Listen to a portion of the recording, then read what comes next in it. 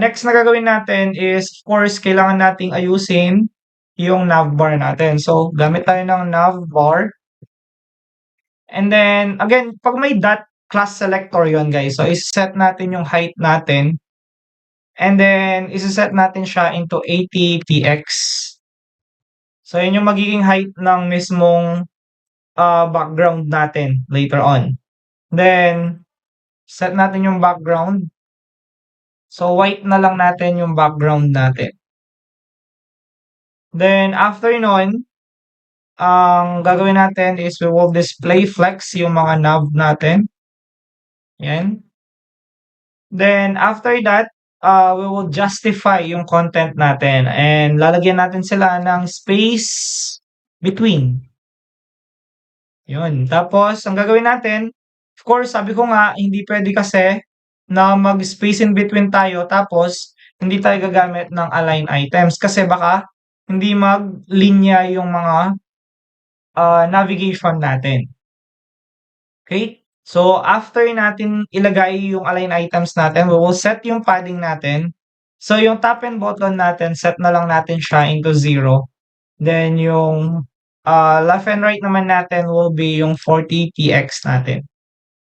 Then, position natin siya. So, ayaw kasi na kapag nag-scroll tayo, nawawala yung navigation. So, isa-set natin yung position niya into fix. Tapos, maglalagay tayo ng top margin natin into 0.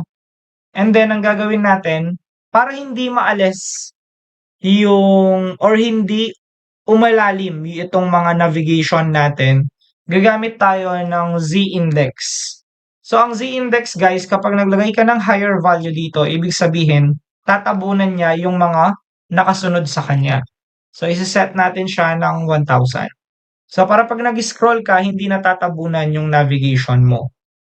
So, yun yung pinaka-purpose natin. Bakit meron kang z-index dito?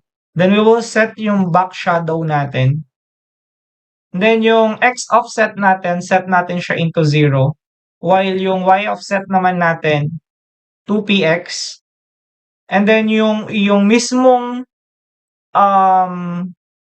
transparency ng mismong back shadow natin, isi-set natin siya ng 10px. And then, gagamit tayo dito ng RGBA. Then, yan. So, set natin, for example, 0, 0, 0, 0.1. So, yan yung magiging shadow ng mismong navigation natin. Now, after nating iset yan, ang gagawin natin next ay tawagin ulit natin yung navbar natin. So, set natin si navbar, then call out natin yung logo natin.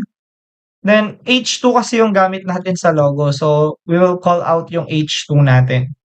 Then, after nun, set natin yung color niya. Say, for example, yung medyo dark naman na color.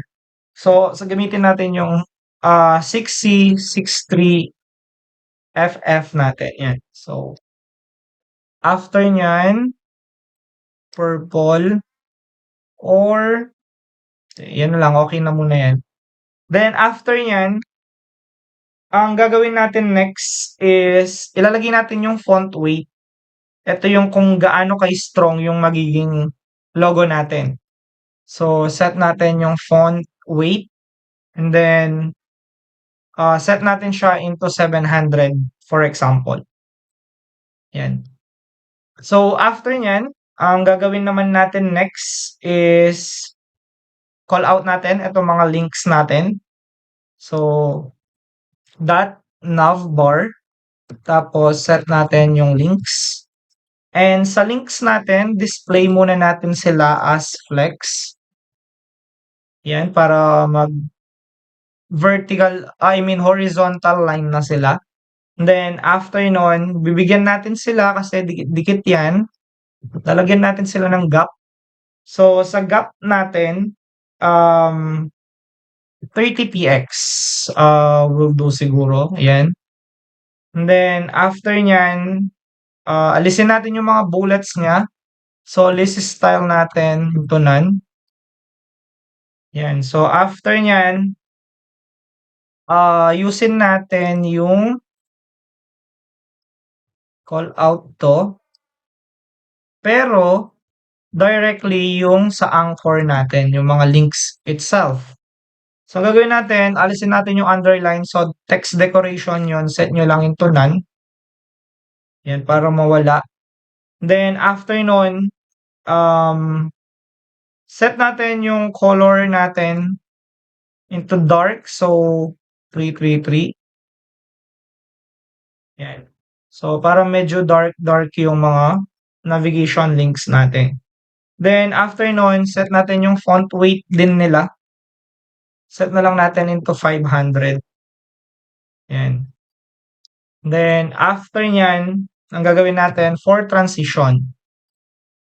Okay, so sa transition natin, pwede na yung 3 seconds natin. Then, after nyan, ang next naman natin is, isa-set ngayon natin yung hover natin. So, set natin yung links natin, and then, a.hover natin. After nyan, ang gagawin natin, yung color natin, let's say for example, purple example.